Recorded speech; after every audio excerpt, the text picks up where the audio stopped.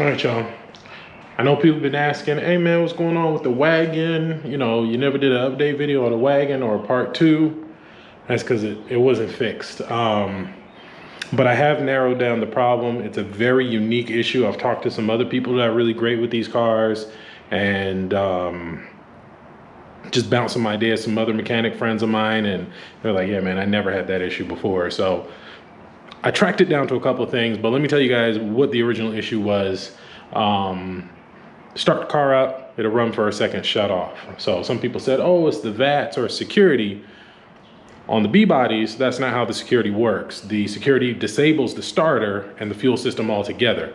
So it wouldn't crank, it wouldn't run. You would just get you turn the key, dash will light up, it does nothing. Now, if you have like an LS vehicle or a vehicle you just LS swap, that's what it does. Very similar symptom, turn it over, it runs for a second, shuts off. So we've done opti plugs, wires, alternator, because I noticed when I unplug the alternator, it runs. But of course the alternator doesn't charge. So I got the wagon pulled up here. I still haven't figured it out, but I figure on the diagnostic journey, which I think it is, what I think the problem is, and I'll bring you guys along, but let me show you how I was able to get it to stay running. So as you can see right now, there's no cluster in it. Crank it up, runs great, no issues. Rev it, she runs. She'll sit here and run all day with no problem. So right now I have the cluster out. I have a Z28 cluster. I have a cluster back there, and then I have another cluster taken apart, because weirdly enough, once I install the cluster, the car shuts off. So I was like, oh, maybe it's a stock cluster issue. Nope. Got a Z28 cluster here that was supposed to go in another car, and we didn't put it in. So I was like, well, I already got it, so just take this thing off. It's just the oil pressure you need, oil pressure sensor you need for the cluster to make the oil pressure on here accurate. But watch this. Watch this, watch this, watch this. So as soon as I plug this cluster in, watch the oil pressure, shuts off. See that? It'll start back up. As soon as the battery starts charging, shuts off. So you tell me if you have ever seen anything like that. I personally haven't. In all the Impalas I've worked on in B-body cars, I've never come across this problem. So it's not a fuel problem. It's something in the wiring. So I noticed a couple weeks ago that that window back there and the driver window does not go all the way up. So I was able to get that one to go all the way up, but this one does not move. It's cracked. That's why I have a towel that I'm sitting on, because we've had crazy rain for the last couple of days in Georgia, and the seat is soaked. So I'm thinking maybe there's a ground on the alternator gauge circuit that when it gets power or ground, I'm thinking ground, it shorts something out and causes the car to cut off. So what I'm gonna do is take the side panel off, lift the carpet, and see. So I'm gonna bring you guys along for that. So hopefully we figure this thing out, because I'm ready to drive this thing. All right, so let's pull this piece up, because there's some grounds over here that I'm suspecting. These two wires I thought was the problem. So when I ended the last video, I pulled these two wires out and the car ran with the cluster plugged in and everything. Oh shoot, look at that. Rusted to hell. So I'm gonna have to get that one out. Great. Yeah, that's rusted all the way out. Okay. All right, we'll figure it out. You have to break it because I don't have an extractor here. But I don't want to break the whole thing. All right, let me fight with this thing and I'll be back. So, looks like we got a bunch of ants living in here. I had to break it, but these are the grounds I was talking about, and they all look intact and in place. I don't know what this is. I don't know if it's for something in the back or what this is right here, but it's, you know, I don't know what that's for. But I'm assuming it's going to, oh, it doesn't go to anything.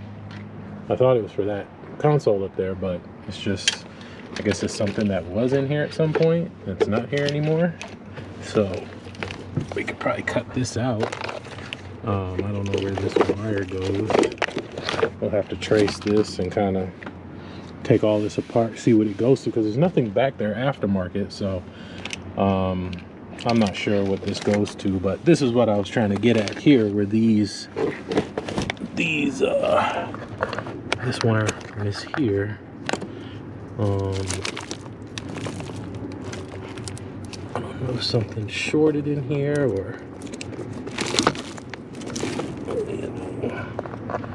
oops, something in here. So I'm gonna start it.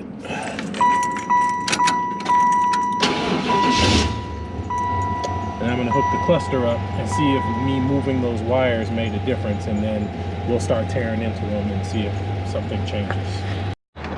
It in fact did not make a difference. This is gonna drive me nuts, guys. I'm honestly at a, I don't know. Because if I unplug this side, it'll run, I think. Because only half the cluster is hooked up. Oh, it didn't run at all. All right, take this side out.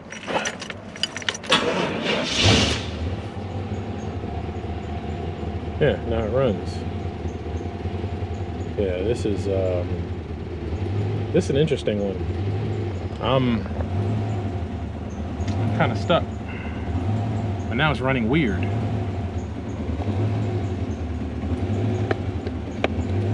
I'm just seeing if moving these around is making a difference, or, you know, changing anything. I don't see anything. This thing here needs to go, because I don't know what this is for. But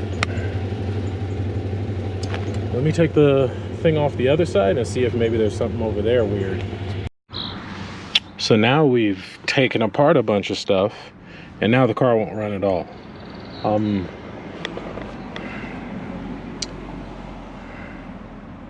This is one that has really challenged me. I have no idea what the hell the problem is with this thing, because now it won't run at all. Like, there's no cluster plugged up. I mean, I'll even pull these out. But before, for the last couple, since I've had it, I've been able to get it to run. But now, it just shuts back off. It won't even stay running now. I don't know, man. I was hoping to have a good video, but I'm frustrated and I don't want to work on this thing anymore. I'm probably gonna get rid of it because I don't have time. I don't have time. I'm throwing in the towel. I've been working on this car off camera since November, trying to figure this problem out. And I am nowhere closer to figuring it out. I did a deal with somebody for the car in exchange for some work. I haven't done the work yet, so I think I'm gonna just give him the car back. I hate giving up on stuff, but I'm worse off now than I was when I started. And you know, I don't have the time. I really don't have the money to send it to somebody else, and I really don't want to, because I don't want them to diagnose it and end up being something super stupid and simple, because that's just gonna make me more upset, and I'm really not gonna want the car then. But I don't know, man. This is, if y'all have any suggestions, if you've dealt with this problem before, I may have to put it up on the lift, but it's nothing with the engine harness. I've checked everything on the engine harness it could possibly be. It's something under that dash, something inside the car that's causing this problem. And I don't know what it is, because now it won't even run. Before, and it's crazy because at one point it did run with no problem. It fired up with the cluster and it was fine. And that's when I had ended the last video. I had unplugged those two wires and did something, and then it started working no problem. And then now I'm taking stuff apart, took the dash apart to kind of take a look and see if I see anything obvious, and now I can't even run it long enough to put it back in the parking space. So I don't know, man. I was hoping to have some better news for you guys.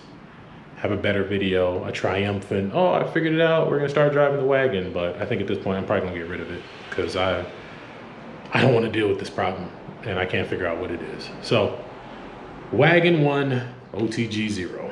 So I'll catch y'all in the next one.